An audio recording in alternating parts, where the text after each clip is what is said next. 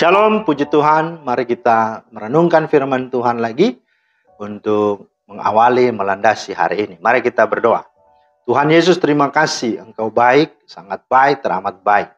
Beri lagi kami waktu, kesempatan untuk kami boleh mengisi hari ini bersama lagi dengan Engkau Tuhan. Melalui firman-Mu, kiranya kami dikuatkan dan kami dimampukan untuk bisa berkemenangan sepanjang hari ini. Di dalam nama Tuhan Yesus kami berdoa. Amin. Bapak Ibu, firman Tuhan kita terambil di dalam Keluaran 2 ayat 3. Sebab itu diambilnya sebuah peti pandan, diletakkannya bayi itu di dalamnya dan ditaruhnya peti itu di tengah-tengah teberau di tepi sungai Nil.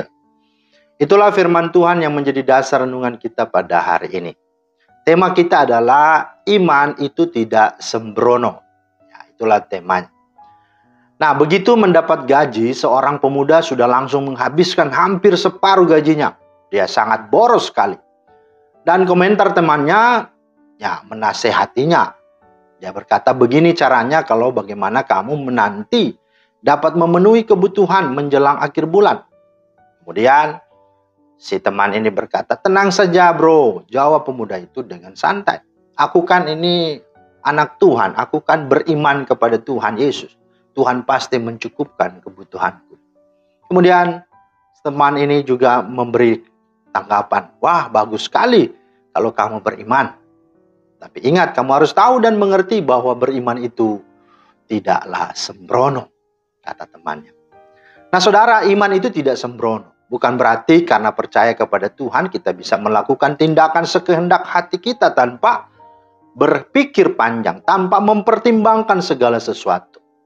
Faktanya, iman yang benar justru penuh pertimbangan. Contoh iman yang benar dapat kita lihat dari pengalaman Yokhebed. Tidaklah dapat lagi ia menyembunyikan bayinya sesudah 3 bulan lamanya. Bayi sudah bertumbuh besar, itulah Musa pada waktu itu. Maka Yokhebed meletakkan bayi itu dalam sebuah peti pandan. Lalu menaruh peti itu di tengah-tengah teberau di tepi sungai Nil.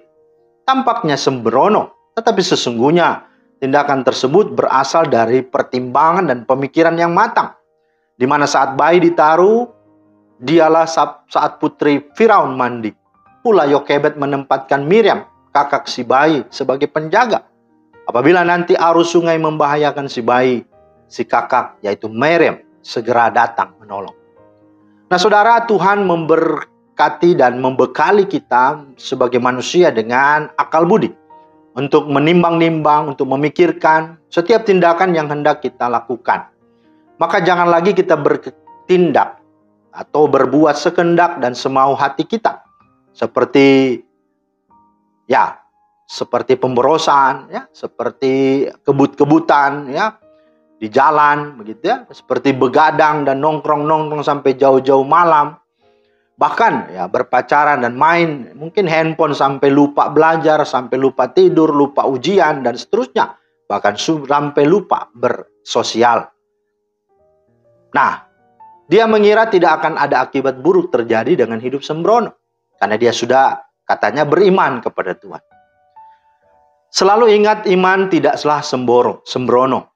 Sebaliknya, iman itu adalah sungguh berhikmat, bijaksana, penuh pertimbangan, dan iman itu sungguh-sungguh melibatkan ilmu, melibatkan akal, melibatkan rasio.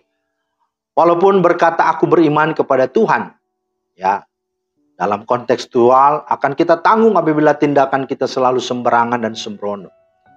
Dan tidak hanya sembrono sehingga kita harus menanggung akibatnya. Melainkan perbuatan demikian adalah perbuatan yang mencobai Tuhan Allah kita. Dan ini sama dengan niat muslihat dan sifat iblis.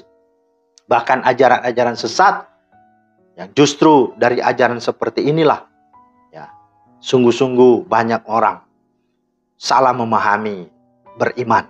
Kata mereka, supaya bisa memenangkan, menyelamatkan orang-orang yang latar belakangnya preman, pembegal, narkoba, yang sungguh hidup ya sebagai orang yang ada di dalam lokalisasi prostitusi, maka mereka bilang, ya kita harus menjadi sama dengan mereka. Kita juga harus jadi orang yang begal, bertato, ya semuanya. Ya, kita harus ikut seperti yang mereka hidupi dan mereka lakukan. Kemudian supaya juga bisa memenangkan orang dari agama lain, dari iman lain, maka kita juga harus masuk dulu agamanya mereka. Nah saudara, ini sesuatu yang menyesatkan. Yang ada malah kitalah yang akan jatuh dalam pencobaan dan kita akan terjerumus dan ikut ke dalam dunia mereka.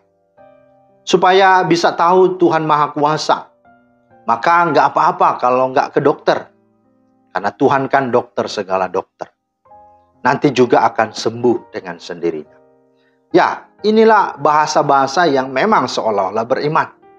Tetapi ini sesuatu yang sangat-sangat menyesatkan. Mari kita memahami, menyadari betapa semua ini ada di dalam berkat Tuhan, dalam kedaulatan Tuhan. Maka biarlah kita berdoa, mempertimbangkan sesuatu dengan benar, sehingga kita tidak menjadi orang-orang yang beriman sembarangan atau sembrono. Tetapi beriman di dalam hikmat dan di dalam kasih dan di dalam segenap hidup untuk menjadi berkat. Tuhan memberkati. Shalom. Terima kasih Tuhan atas firman-Mu, kami bersyukur. Dan biarlah mampukan kami supaya kami sungguh mempertanggungjawabkan iman kami. Dan biarlah iman kami sungguh dapat diwujudkan dengan perbuatan-perbuatan yang nyata, yang benar, yang real, yang sungguh-sungguh dapat diterima oleh sekitar kami, tetapi juga pada akhirnya dapat menjadi kesaksian bagi hormat kemuliaan nama Tuhan. Demi Kristus kami berdoa. Amin. Demikianlah firman Tuhan hari ini. Kiranya menjadi berkat. Selamat beraktivitas. Tuhan Yesus memberkati. Shalom.